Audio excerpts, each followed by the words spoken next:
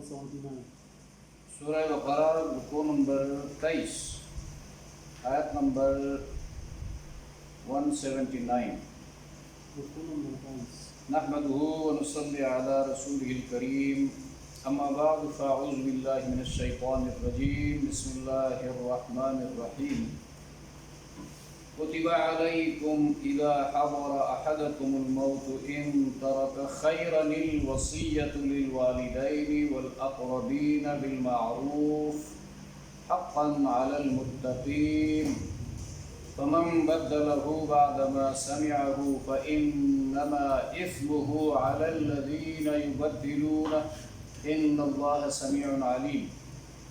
فمن خاف من موص جنفا أو إثما فأصلح بينهم فلا إثم عليه إن الله غفور رحيم.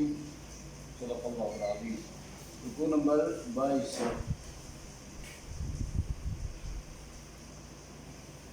یہ آیت جو ہے ایک حوالے سے منسوخ ہے اور ایک حوالے سے منسوخ نہیں ہے،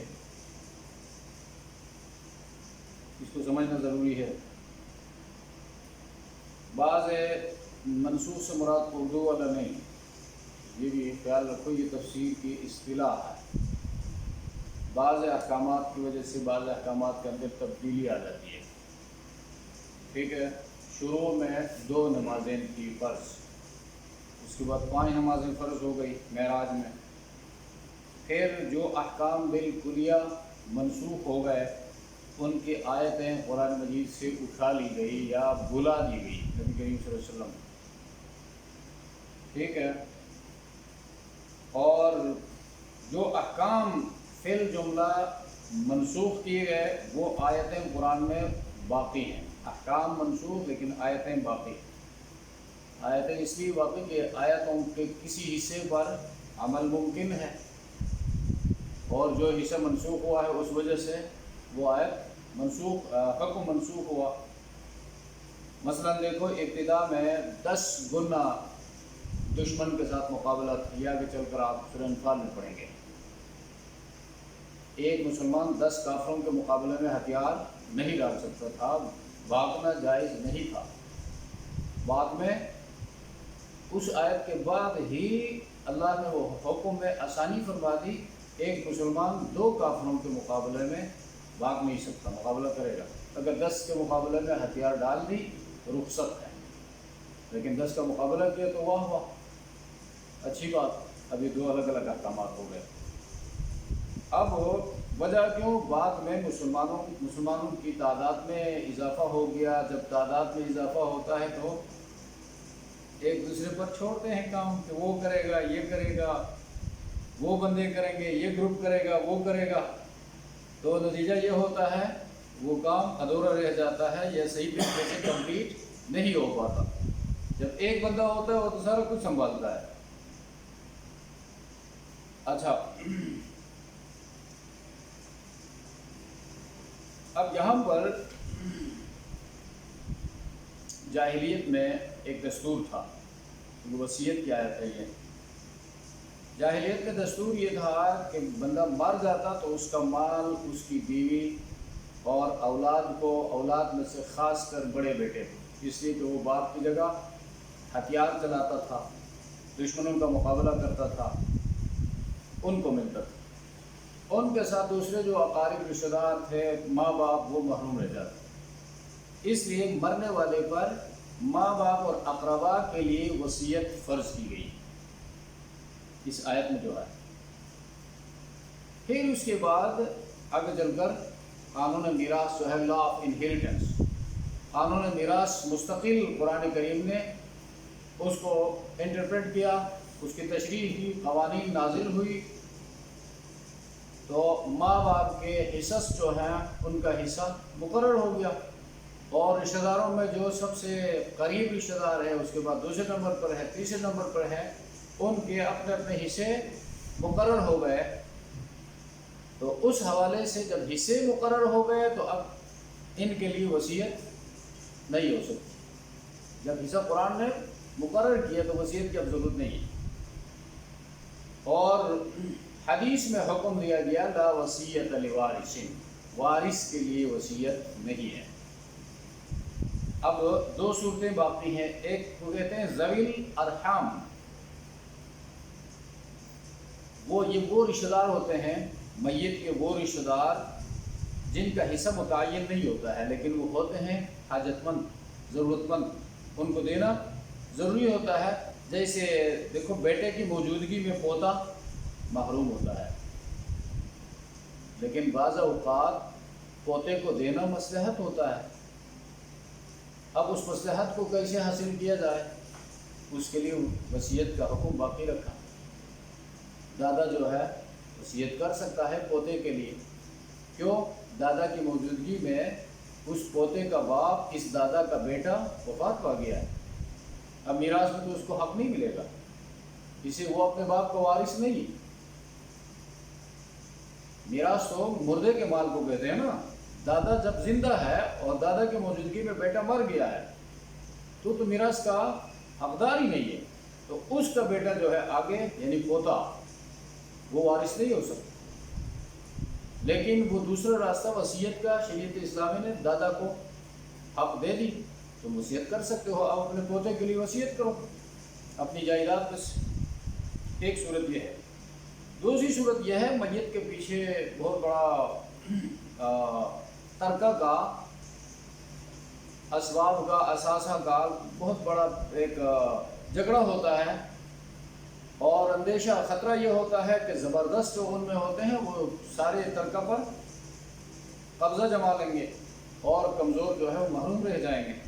تو ایسی صورت میں وہ پھر ضروری ہوتی ہے کہ املاک کی ایک لسٹ بنا دی جائے ورثاء کے لیے حسب حصہ سے شرعیہ، شریعت نے جن کو جو حصہ دیا ہے اس کی وصیت کی جائے اور اس کو کورٹ میں رجسٹرڈ کروایا جائے اپنی زندگی میں، تاکہ پیچھے بدعنوانی نہ ہو اور ضعیف ماں باپ، کمزور اور دوسرے رشتہ داروں کو ان کا حصہ ملے، اور غیر وارث جو رشتہ دار ہیں ان کے لیے کوئی وصیت کر سکتا ہے تو اس وصیت کے مطابق ان کو حصہ دیا جائے۔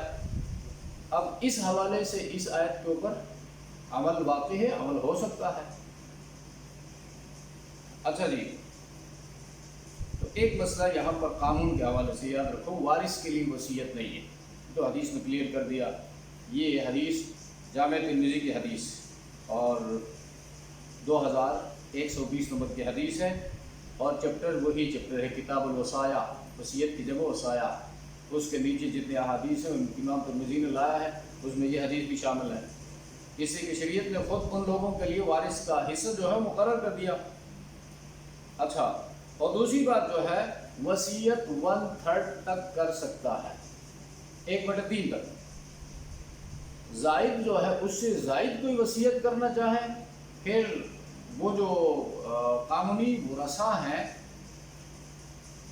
ان کے اپروول پر منحصر ہے، وہ اگر اجازت دیں گے کہ ہمارے باپ نے، ہماری ماں نے جو وصیت کی ہے 1/3 سے زائد وہ نافذ ہونی چاہیے، پھر تو ٹھیک ہے۔ اگر انہوں نے اجازت نہیں دی تو 1/3 تک موقوف۔ 1/3 بھی اس وقت جب اس مال میں، اس جائیداد میں گنجائش ہو، یہ نہیں کہ کچھ بھی نہیں چھوڑا ہے اور 1/3 وصیت کی ہے تو کہاں سے وہ وصیت پوری کی جائے گی۔ اچھا، اور تیسری بات، وصیت کرنا واجب نہیں ہے۔ واجب وہ وصیت الگ ہے جو آپ کو پچھلے دنوں میں نے بتایا تھا، آپ کے اوپر کسی کا قرض ہے یا کسی کی امانت آپ کے پاس پڑی ہے، اس کے بارے میں آپ وصیت کرتے ہیں، وہ تو واجب ہے، تو دوسروں کا حق ہے۔ یہ آپ اپنے مال میں سے، اپنی جائیداد میں سے کسی کے لیے آپ وصیت کرنا چاہتے ہیں، یہ وصیت واجب نہیں ہے۔ اگر کریں گے تو مستحب ہے، اچھی بات ہے، کسی کے کام آؤ گے، آپ کا مال کسی کے کام آئے گا، آپ کو وہ لوگ دعائیں دیں گے۔ اچھا، تو یہاں پر دیکھو، کتب علیکم اذا حضر احدکم الموت، فرض کی گئی تم پر، کتبہ لکھی گئی، لازم کی گئی تم پر اے ایمان والو، کب؟ اذا حضر، جب حاضر ہو جائے، آثار، علامتیں ظاہر ہو جائے موت کے، ان ترکہ، اگر چھوڑا، خیرن، مال، اب دیکھو مال کو خیر کہا ہے، قرآن کریم میں 28 مقامات پر مال کا ذکر آیا ہے، 28 مقامات پر، ان میں سے 3 مقامات پر شر کہا ہے، 25 مقامات پر خیر کہا ہے مال کا، اس سے کہ مال کے ساتھ معاشی زندگی جو ہے وہ رواں دواں ہے۔ اگر مال نہ ہو تو بندہ پریشان ہو جاتا ہے، دوسروں کا دست نگر ہوتا ہے، زکوٰۃ نہیں دے سکتا، حج نہیں کر سکتا، اور اطمینان کی زندگی بسر نہیں کر سکتا۔ تو آپ لوگوں کو میں نے بتایا تھا روحانی زندگی کا تعلق مسجد کے ساتھ قائم ہے اور مسجد کے واسطے سے کعبہ شریف کے ساتھ قائم ہے، اور معاشی زندگی کا تعلق جو ہے مال کے ساتھ ہے۔ مال نہ ہو تو بندہ ڈاواڈول ہو جاتا ہے۔ تو بقدر ضرورت مال جو ہے ہر بندے کے پاس ہونا چاہیے تاکہ وہ کسی کا محتاج نہ رہے اور ضرورت پڑنے پر اپنی ضرورت میں لا سکے۔ تو خیرہ مال، الوصیت وصیت کرنا، اس کے لیے للوالدین والاقربین، والدین کے لیے، والاقربین اور رشتہ داروں کے لیے، بالمعروف دستور کے مطابق۔ اب والدین کا حق قرآن نے کلیئر کر دیا ہے، بعد میں آیتیں نازل ہوئی ہیں، یوصیکم اللہ فی اولادکم للذکر مثل حظ الانثیین، یہاں سے آخر رکوع تک اس میں یہ سارا قانون بیان ہوا ہے۔ علم الفرائض اس کو کہا جاتا ہے، علم میراث کو علم الفرائض مستقل علم ہے اور اس کو سیکھنے کا حکم دیا گیا ہے، اس کی اہمیت حدیث میں بیان کی گئی ہے۔ اور اب یہاں پر کسی کے والدین بالفرض غیر مسلم ہیں تو لا یرث المسلم الکافر ولا الکافر المسلم، کوئی مسلمان کافر کا وارث نہیں ہو سکتا اور نہ کافر مسلمان کا وارث ہو سکتا ہے۔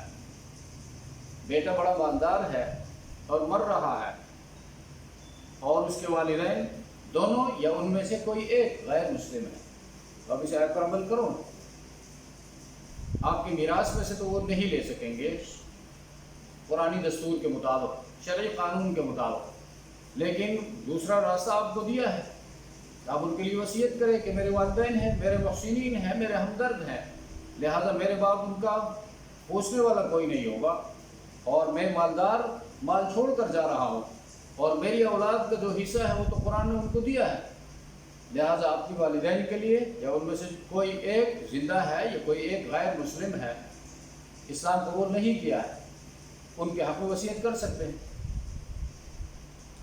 حقاً علی المتقین، یہ لازم ہے بچنے والوں پر، متقین پرہیزگاروں پر۔ اچھا، اب ایک مسئلہ یہ ہے، وصیت جب بندہ کرتا ہے تو آخری اوقات میں وصیت کرتا ہے، اس کے بعد موت کے منہ میں چلا جاتا ہے نا، روح قبض ہو جاتی ہے اور بندہ عالم برزخ پہنچ گیا، اور پیچھے جو وصیت جن لوگوں کے سامنے کی گئی ہے اور جنہوں نے اس وصیت کو سنا ہے، اب انہوں نے اگر ہیر پھیر کر دی،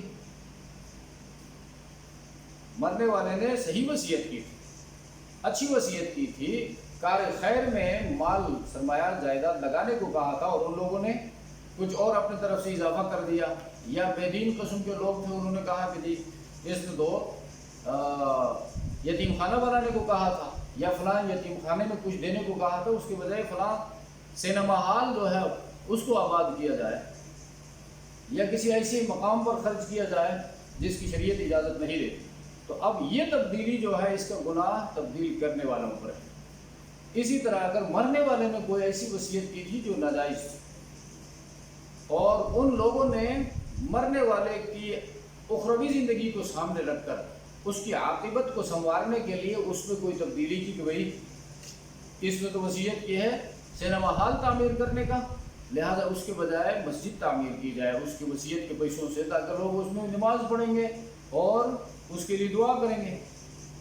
اب یہ تبدیلی چونکہ دیکھو خیر کے راستے سے ہوئی، اور وہ پہلی والی تبدیلی خیر کو چینج کر کے شر کے لیے لوگوں کو موقع دینا ہوا، تو وہ ناجائز ٹھہرا اور یہ درست ٹھہرا۔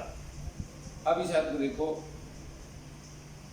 فَمَن بَدَّلَهُ بَعْدَ مَا سَمِعَهُ، بس جو وصیت کو سننے کے بعد بدلہ اس کو بدل دے بعد ما سمعہ اس کو سننے کے بعد فإنما اثمہ علی الذین یبدلونہ تو اس کا گناہ ان پر ہے جو اس کو بدلتے ہیں.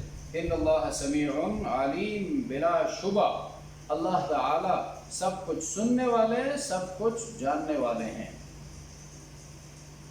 اور یہ دوسری یہ آیت ہے فمن خاف من موصٍ. اب اس میں یہ ہے کہ وصیت نامہ میں بھیجا طرفداری کی اور باہر کے لوگوں کے لیے اتنا مال جو ہے اس نے لوگوں کے سامنے گواہوں کے سامنے اقرار کیا وصیت کی کہ جو اس کے قانونی وارثین ہیں وہ محروم رہ جاتے ہیں ان کو تکلیف ہوتی ہے. تو یہ دانستہ یا نادانستہ طور پر حکم الہی کی خلاف ورزی. پھر کسی وارث نے یا ورثہ یا گواہ نے وہ مورث سے شریعت کے حکم کے مطابق وصیت نامہ میں تبدیلی کرائی اور وصیت نامہ ٹھیک کرا دیا یا عاقل بالغ ورثہ نے باہمی رضامندی سے آپس میں وصیت نامہ ٹھیک کرا دیا تو اس میں کچھ حرج نہیں ہے. امید ہے اللہ تعالیٰ وہ مورث کی غلطی معاف فرمائیں گے اور اس پر مہربانی فرمائیں گے. فمن خاف من موصٍ جنفا بس جس کو وصیت کرنے والے کی طرف سے طرفداری کا او اثما یا گناہ کا اندیشہ ہو. خوف علم ہو احساس ہو اندیشہ ہو. جنف یہ ناجائز طور پر کسی کی طرفداری کے لیے اکثر استعمال ہوتا ہے. ویسے جنرلی مائل ہونا کسی کی طرف لیکن اکثر استعمال ظلم میں کسی کی طرفداری کرنا. فَأَصْلَحَ بَيْنَهُمْ بس انہوں نے ان کے درمیان صلح کرا دی. فَلَا إِثْمَ عَلَيْهِ تو اس پر کچھ گناہ نہیں ہے. ان اللہ غفور الرحیم بے شک اللہ تعالی بخشنے والے بڑے رحم فرمانے والے ہیں. کافی ہے. اس کے بعد موضوع چینج ہوتا ہے.